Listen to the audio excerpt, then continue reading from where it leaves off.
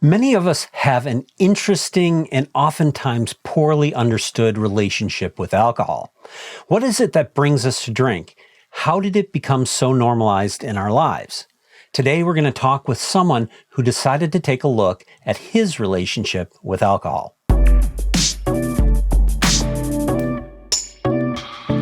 Hey everybody, this is Chris Brandt here with Sandesh Patel. Welcome to another FUTR podcast.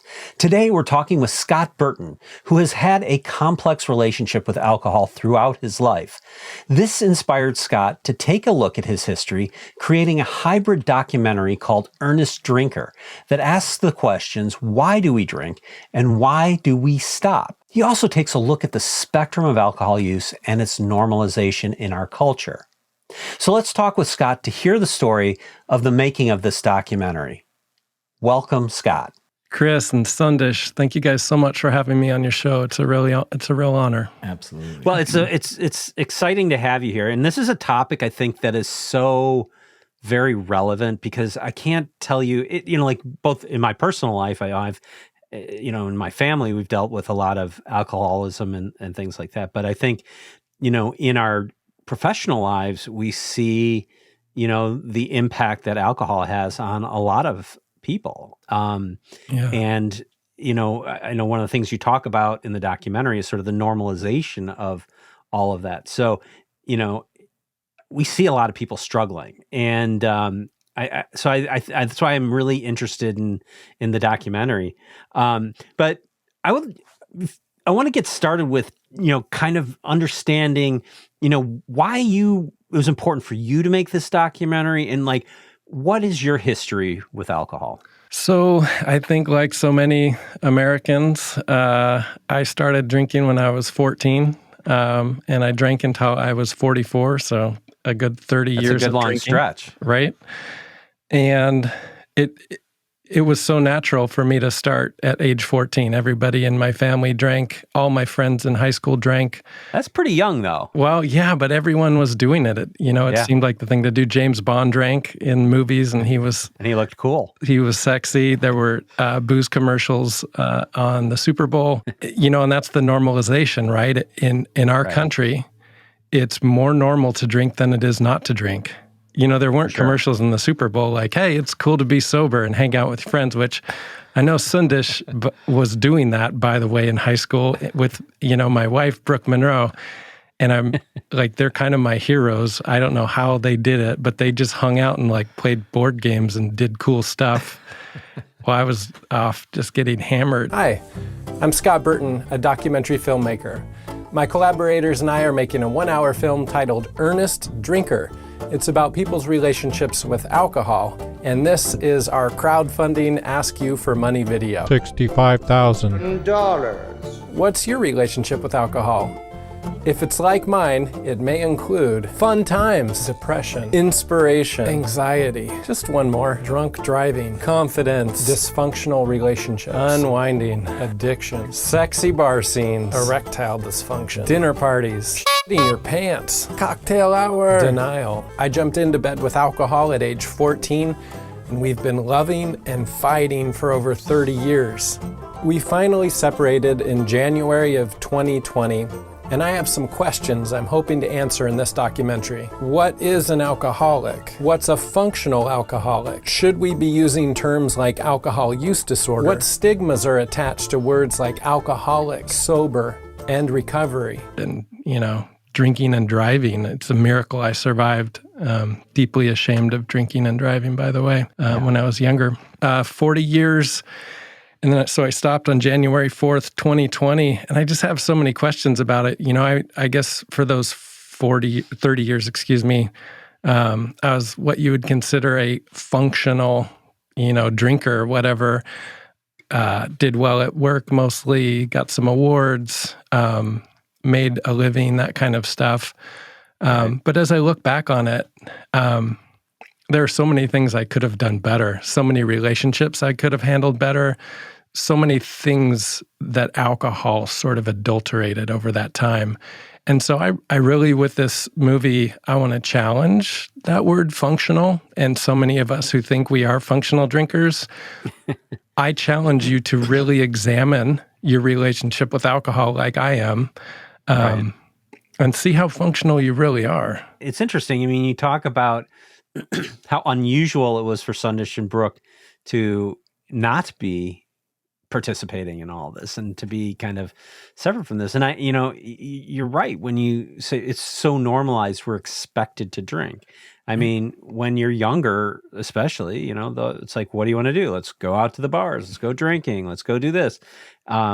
Even, today in a professional context, let's go grab a beer. Let's go, it's like, it is central to socialization. And I think in some ways too, like, men tend to really leverage it to socialize as well. Definitely. And, one of my fears as I stopped drinking, around 3 years ago was, am I still going to be funny, or can I still talk to people, or how am I going to socialize? And here I am. Let me get the dates right. So if it's January 4th, 2020, I guess here in 2024, will that be 4 years, you guys? Help me with the math. I'm an English major. Yeah. So pushing 4 years? Yeah. Yeah. And so how am I going to talk to people? And come to find out, like, I am funny and I can talk to people. That said, I learned from a friend of mine once. She said, yeah, I used to drink to be extroverted. I was like, what do you mean by that? She's like, well, I'm an introvert, but if I drank, I could be an extrovert and talk to people and be the life of the party. And I realized that was a big thing for me too, because at my foundation, I'm an introvert too. I definitely would drink to be extroverted, and I could be the life of the party and funny. These days, I'm finding myself as an introvert, and I enjoy smaller gatherings. I'm still funny and quirky and goofy and silly and stupid, all those things, but it's me. It's who I am, and it's not augmented or modified by alcohol, which is something I'm really coming to appreciate. Yeah, I mean, I look back at my days of drinking and going kind of wild, and I think I had a very different impression of myself than what probably the rest of the world did when I was doing that. And I think that because I don't drink, I haven't drank for many years now for various health reasons, but I don't enjoy being around people who are drunk as I used to be at those things. So I gotta imagine I was also similarly insufferable, right? That sounds like a country song in there somewhere. I don't like being around people who are as drunk as I used to be. Yeah, well, there's definitely some truth to that. It's interesting, and I think I'm sure at some point you're going to ask me, what are some of the challenges with this? And one of the challenges is not to sort of proselytize about how great it is not to drink. Like, hey, you guys shouldn't drink. It's so great. And I think I shared with you guys earlier, I'm trying to make this movie for the 30-year-old version of me. Like, what could I have said to me at age 30? Well, even 14, what could I have said to that 14-year-old kid? And if I had just said, drinking's bad for you and blah, blah, blah, I'd have been like, give him one of those. Give me one of those. And so I'm trying to make a film where I'm not proselytizing about people, because I have, like, you guys, I feel like I'm thriving. I feel so good. I'm healthy. I've lost weight. I'm better at relationships. Like the list goes on and on. It feels so good. So how can I not, when you're like, I'm into meditation. So you want to tell everyone about meditation, or you found this great show on Netflix. You want to tell them about it. So I found this great new thing, and how can I make a movie that doesn't, jam it down people's throats? So that's one of the challenges I'm having, and trying to take an equitable look at alcohol, an objective look at it. Because here's the other tough part that I'm still figuring out is, like, I had a ton of fun while I was drinking. Yeah. Could I have had that fun if I was not drinking? I think the answer is yes, but I did have a ton of fun, and I had a lot of experiences with a lot of friends that I really value. And, like, side note here, sometimes I feel like some of my friends that may still be drinking, or that I have memories with as drinkers, just because I don't drink anymore doesn't mean that I discount any of those memories or those friends. Like I may be in a different space now, but those are all memories that we made, and I cherish those friendships and that time. You live in Alaska, right? And I understand that the documentary, to some extent, focuses largely on, your experiences in Alaska and with other people and their experiences in Alaska. But it's, a more universal concept than all that. But I mean, why in particular Alaska? It's just the place that I know. Yeah. I'm lucky enough to live here on Tlingit Ani, Tlingit territory in Southeast Alaska, here in what's also known as Juneau. And I've lived here for over 20 years. So this is as close to a home, I guess, as I've ever had. This is the longest I've ever lived anywhere. So it's the place I know the best. And the older I get, I realize the stories that we can tell the best are the stories that we know, right? Or the places that we know, the experiences that we know. So Alaska happens to be the story that I know, but I think anyone who sees the trailer or who sees this film, it could be anywhere, USA. So I'm going to use statistics. For example, one statistic that I share a lot from Recover Alaska, who is also supporting this film, Recover Alaska, thank you so much. Alcohol misuse costs Alaska $2.4 billion a year. Yeah. I'm surprised it's not even higher than that when you think about all the things that could go into that number. Yeah, and that's what, some people say that, and that's a conservative estimate. Yeah. $2.4 billion a year it costs our state. Dig around, do a Google, and see how much it costs your state, or how much it costs our nation. I'm sure there's a flip side to that too. There's people who work at breweries and distilleries, and it can make great jobs and stuff like that. And so that nothing's black and white, right? But that's a big cost to our state. That's a lot of money that could be going towards education or... Yeah.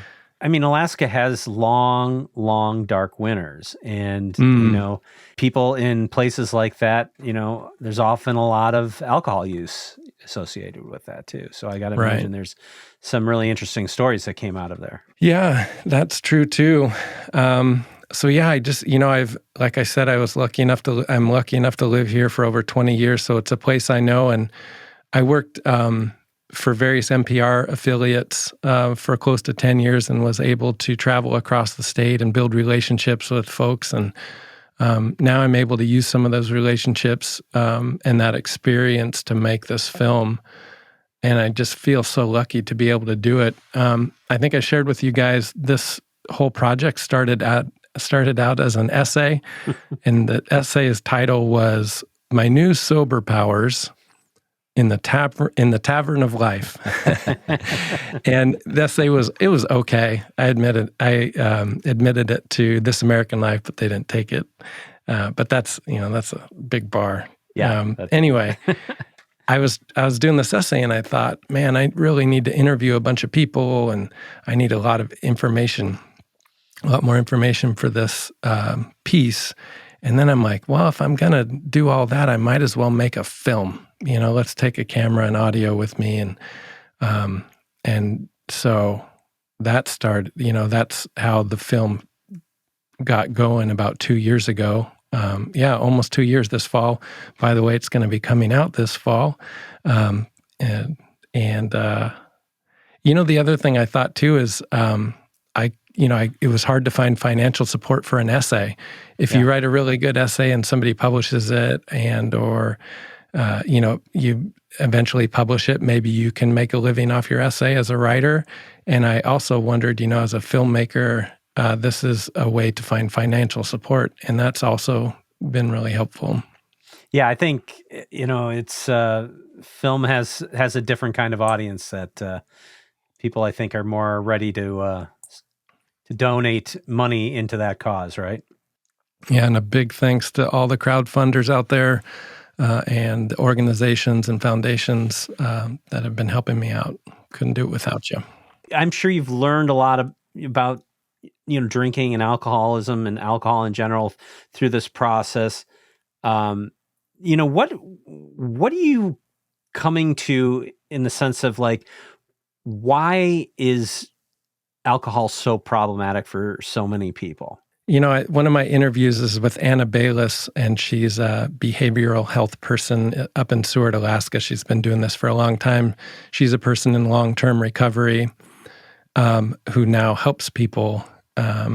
And she talks about alcohol as addiction, alcohol misuse as addiction, and how alcohol use changes our brain chemistry and causes us to be addicted to the substance. And so she speaks very eloquently to that. She'll be speaking to that in the documentary. And, that's one of the things I'm thankful for is this whole pack. If you go to the website, earnestdrinker.com, you can see all these people I've had the honor of interviewing, and they're going to be adding their professional perspectives about addiction and alcohol use. So I love having their voices involved with this. But yeah, why is it so problematic? I guess all I can speak to maybe at this point, Chris, is my experience. Mm-hmm. And so, man, it was a problem from the beginning. Like, it was fun. I would drink alcohol and laugh and with my friends and have a great time. But then I would drive home drunk. Like I lived in Portland, Oregon as a teenager, and I would go over and party all over Portland and then like drive home really drunk across the bridges of Portland, Oregon to get back to my house in Southwest Portland. And like, that was a huge problem. Like, somehow I never got caught, and somehow I never hurt anybody else or myself. And so for me, the problem started right away, except I was ignoring it, right? Like, I didn't realize that drinking and driving was a problem. Mm-hmm. And so, I mean, can you imagine what would have happened if I had hit, a family or something? Like, and that's one of the things I want to look at with this documentary too. By the way, I think of documentaries, for me, my work process is I think of this as like a research paper. Remember those in college where you'd like ask a question, how does alcohol affect us? And then you just do your research and you answer all these. So that's my question. How does alcohol affect us? Kind of, sort of. And so I'm looking for all these answers. Anyway, if you get caught, if I'd have hit a family, God forbid, or something when I was 14, or I guess I couldn't drive till I was 16. Right. If I'd have hit a family, I would have been labeled as a person with a problem and funneled into treatment, and my life would have changed dramatically and all of that. If I'd have gotten caught, I would have been a person with a problem. I was never caught, so I didn't have a problem. What's that, right? Like, in effect, it was chance that said I didn't have a problem. By chance, I didn't get caught. So that's part of it, and that's a really interesting concept for me to look at. And then the other question is the social equity of punitive measures associated with alcohol. Did I never get caught because I'm a privileged white male? Like, if I'd have been a person of color drinking and driving all around Portland, would I have gotten pulled over? Would I have gotten caught and then, had a problem with alcohol? It's a lot more likely. Right? Yeah. So looking at social equity as well is something I want to look at in this doc. And then, how does it affect us? Different people, I think genetics have something to do with it. I think our home lives, whether your parents are drinkers or not, has a lot to do with it. Yeah.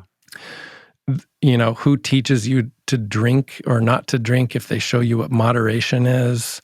I didn't know what moderation was. So I think those are some of the answers, but I know there are a lot more than that. I think it's true of a lot of drug use and the use of illicit substances and things like that, that there's underlying it in a lot of cases is sort of a sense of hopelessness, right? And I mean, if you look at back, so those rats on cocaine or rats on heroin studies that they used to do, and, the ones that just gave it all up for cocaine or whatever. I mean, if you looked at their lives, they made their lives particularly bad in these overcrowded cage conditions and things like that. But if you kind of took those rats and repeated that experiment in a more idyllic rat world, I suppose, they didn't have the same kind of outcomes with it. So it seems like there is a little bit of a, like we are humans in a world that, was designed by us, but not built for us in a lot of ways, and I think, our way to adapt to that, falls short, and our social anxieties and, integrating into society and things like that all, really reap havoc on our psyche. Yeah, it's so complicated. Yeah. By the way, and when I first started making this doc, I was like, I need to come up with the answer. I'm going to solve all of this with my documentary. Yeah. And now I'm realizing there's no way to solve this hundreds, thousands year old relationship with alcohol. There's no way to solve it, but I think even what we're doing here today, having a conversation about it and talking about normalization, talking about stigma as well, talking just about objectively talking about our relationships with alcohol.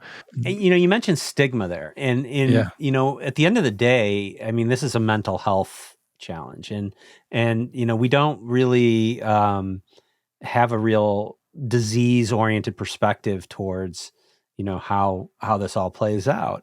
Right. And I think, with this, a lot of the stigma is related to, if you fall prey to this and if you start having problems with this, right, it's because of your own moral failings or your own internal weaknesses, right? But it is bigger than that. And that stigma thing, that's why it may sound a little hokey, but when I call this Earnest Drinker a film about relationships with alcohol, I'm trying to just stay objective as I can. The minute, like even if I say I'm sober for almost 4 years, the minute I say the word sober, there's baggage attached to the word sober, like, oh, right, you must have had a problem, so you've stopped. Well, when I mentioned I haven't drank for years now, and I find myself catching myself, and it's like, well, it's not because I had a problem with alcohol. I just had other issues that made me choose to stop drinking. But in my back of my head, I kind of want to make that distinction, right? Because of the stigma. Right. And I shouldn't feel that way. There's a bar around here and there's a sticker in the bar that says rehab. Rehab is for quitters or something like that. Right. And just the word alcoholic, even that has so much baggage and stigma attached to it. So again, a film about relationships with alcohol is just getting us to objectively describe how we interact with alcohol and how we have interacted with alcohol for our whole lives. And really, I would, especially for those out there who maybe, who are listening to this podcast or watching the podcast, thinking about the functional drinker, really looking at the choices that one makes while drinking. Do you ever drink and drive? Do you ever get snappy with your partner? Are you ever hungover and not a good parent? Are you a little snappy with your coworkers because you're hungover? And by the way, these are all things from me. These are from experience. Right. These are all things that used to really happen with me. And so all those little micro, aggressions or micro problems, really add up. They did in my life. Yeah. And so I'm just encouraging as many people as possible to really look at those and take away the normalization and pretend for a minute that it's more normal not to drink than it is to drink, which I think is real, right?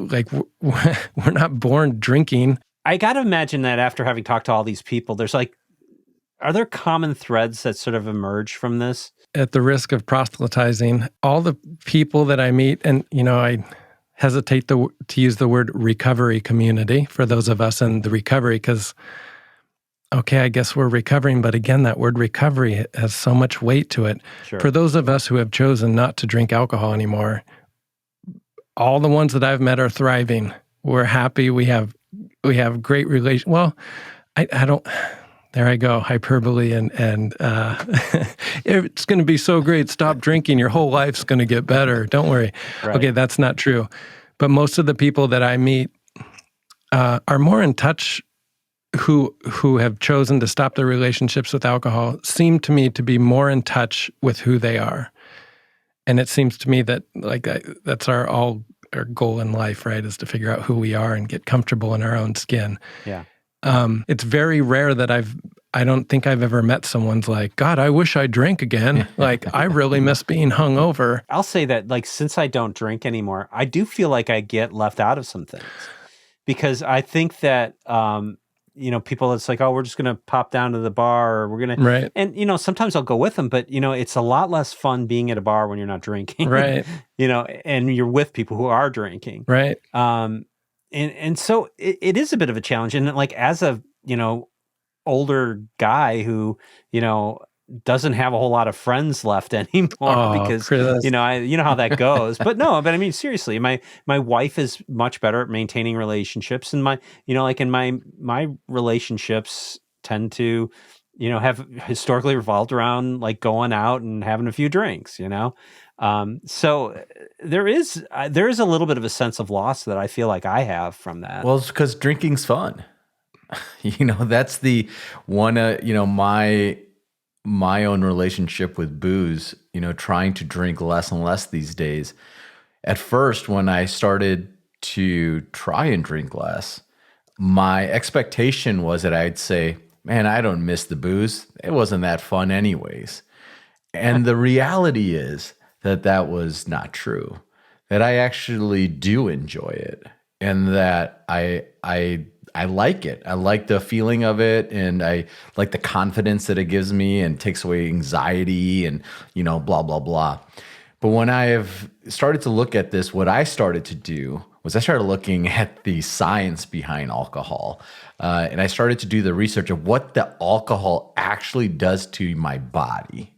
That was step number one. When I first actually started to hear on these podcasts what is happening inside, I'm thinking, wow, the impact on my brain, the impact on my digestion. There's just in my anxiety, my stress.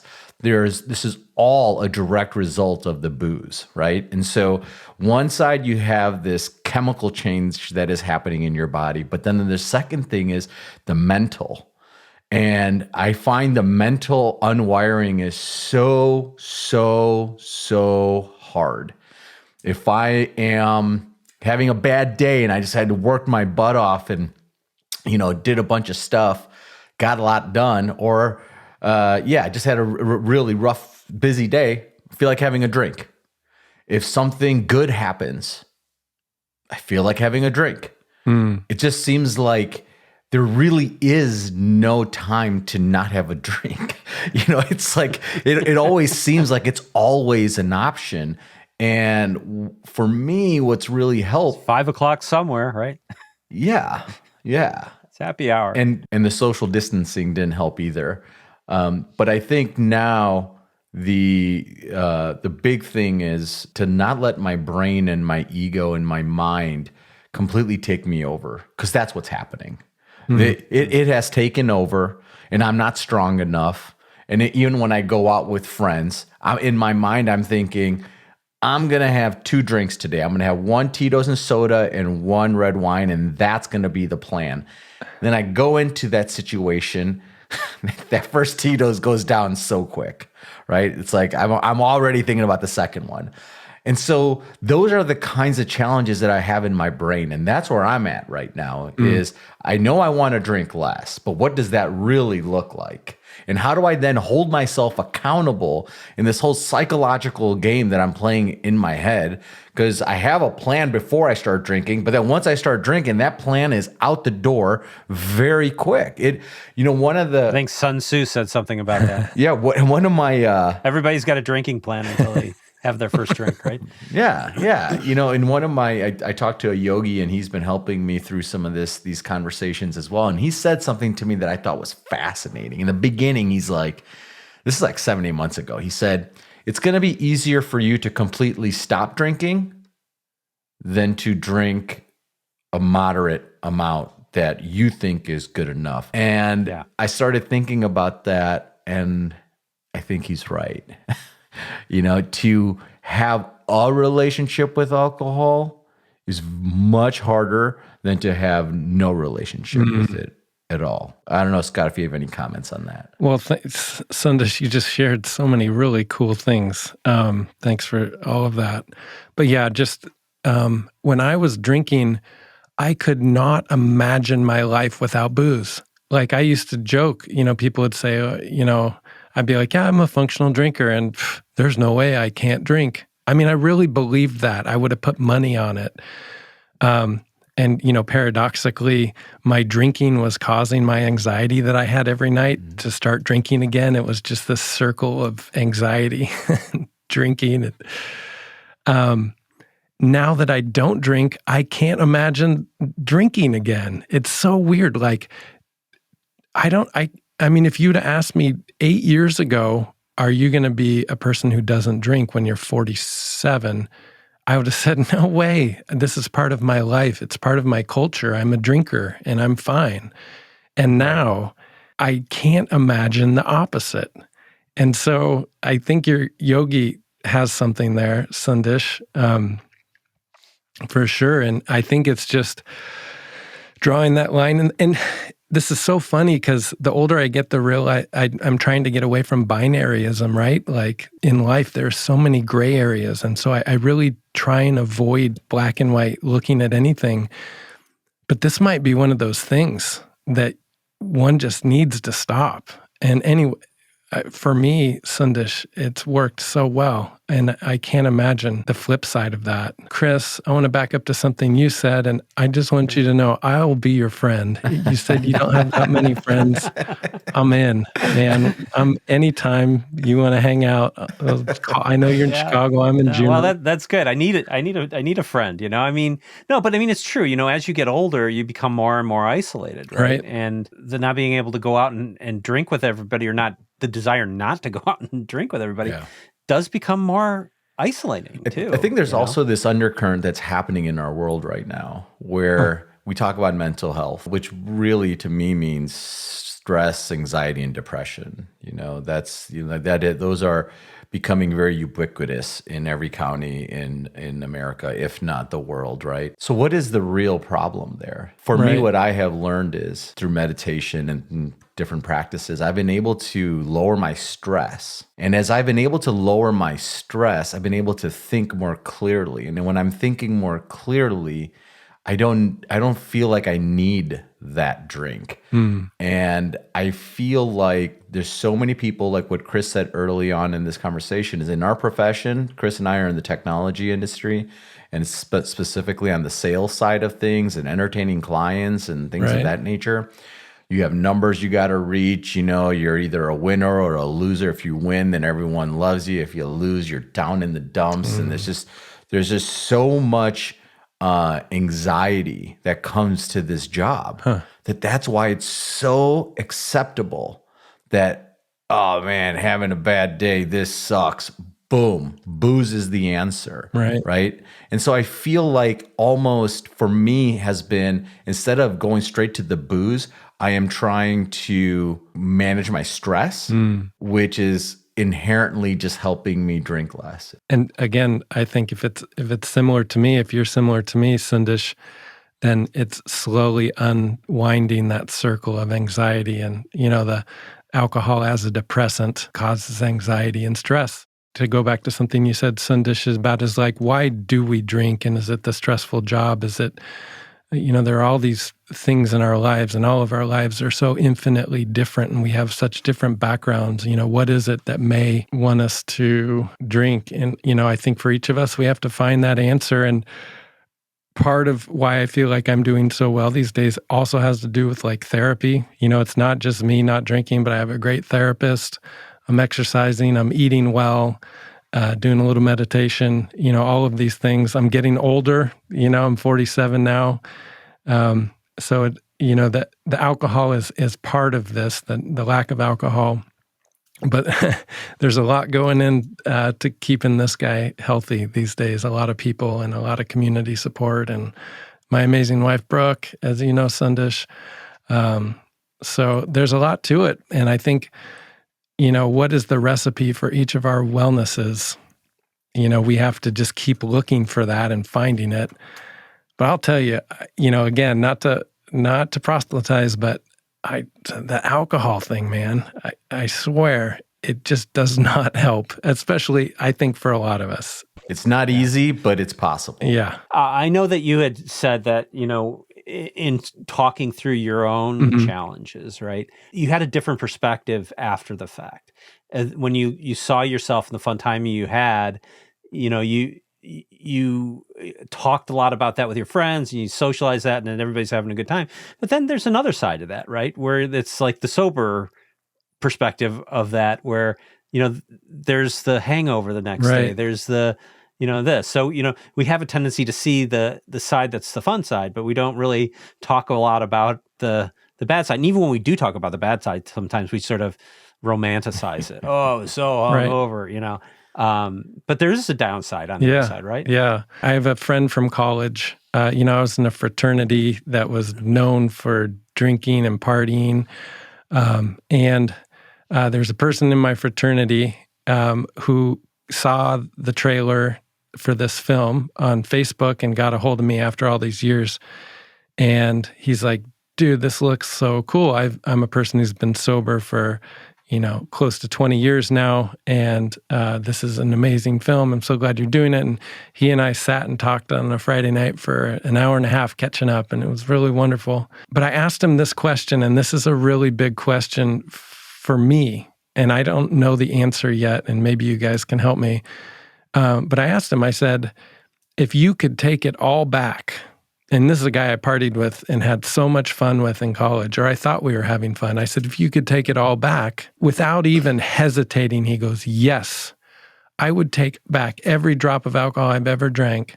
I feel like I wasted college. He's like, I wish I had made more interesting friends. I'm like, oh, damn. I was one of his friends, right? I could have made, maybe more interesting friends or been doing more creative stuff. There's so much I could have been doing with my life that I wasted being drunk, and being hungover. And that question, if I put it to myself, Scott, would you take it all back? Would you take back all this drinking and all these fun times? Would you? And I have so many memories that are ensconced in alcohol use. And I don't know the answer for me. I can answer that one pretty easily. I would say that there's definitely some that I would love to take back. It's just some like really poor choices in behavior and things like that I would love to take back. That said, there's a lot that I wouldn't want to take back. And it's not just with alcohol, it's with other things too, because, those were experiences that made me who I am. And they did, good or bad, there's stuff that made me understand the world a little bit better too, even though, they had unfortunate outcomes in some cases as well. But I it's a partial for me. Good answer, by the way. And that reminds me not to be a binary thinker. There were some experiences that were good and some that weren't. Yeah. So if I can give my perspective, my short answer to that is, as of right now, I would not take back any of my experiences with alcohol. And the reason why is because I truly believe that everything happens for a reason. And so if I didn't have that experience, good and bad, lots bad too. If I didn't have those experiences, I don't think I would have appreciated where I am now and where I'm going. So to me, it's more about, okay, now you understand it. You've made mistakes, but now you're learning from those mistakes. And maybe you would have never learned if you didn't make those mistakes in the first place. And so I like to think about it more from that perspective and see any kind of crises that come my way as just something that was just meant to be, and there's a lesson learned in it for me. And if it never happened, it didn't happen to me, it happened for me. Another good answer. Geez, you guys, with your permission, can I use this stuff in the documentary? what can people do to help you with this documentary? I know you're still raising some money. You're still looking for some people. Can you talk about how people can help out? You can start by going to earnestdrinker.com. That's a good place to start. Watch the trailer. Right there, you'll see like a little 4-minute video that sort of explains, the things we've been talking about. So check that out. And if you want, right there, you can click on a link, and it's a tax-deductible contribution if you want to support the film. I've been fortunate enough to raise about $50,000 so far. The budget's $218,000. So do the math. It's still got a ways to go. All right, we got to get everybody out there to donate. Any angel investors, if you guys happen to know any angel investors, please send them to earnestdrinker.com. Okay. And that will, help me hire more artists and people to be associated with this film here in our community. So that would be great. If you have a story, I am trying to keep this focused on Alaskans, but if you have a story and you're not an Alaskan that really resonates, go to earnestdrinker.com and, just go to the contact. My email is all there, and let me know what your story's like. Maybe you need to be a part of this film too. You have a great opportunity, even after the documentary's done and it's released, to create some community around the documentary as well. I mean, I think it'd be great for you to build that community for people to share their stories, right? Both good and bad, right? I've been talking to some folks around the state about touring with it, maybe to other places as well, but touring with it or doing screenings, and again, just creating dialogues, creating discussion, people talking about their relationships with alcohol. And, a lot of us too, may have experience with families that have, relationships with alcohol, and talking about that. And I think the less we feel alone in, in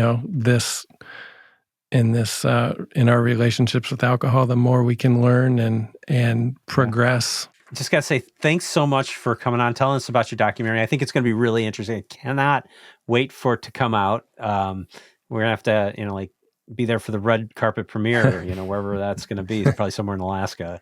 Can you fly the future jet, the private jet? We'll fly the future jet to out Juneau there and do a big press junket.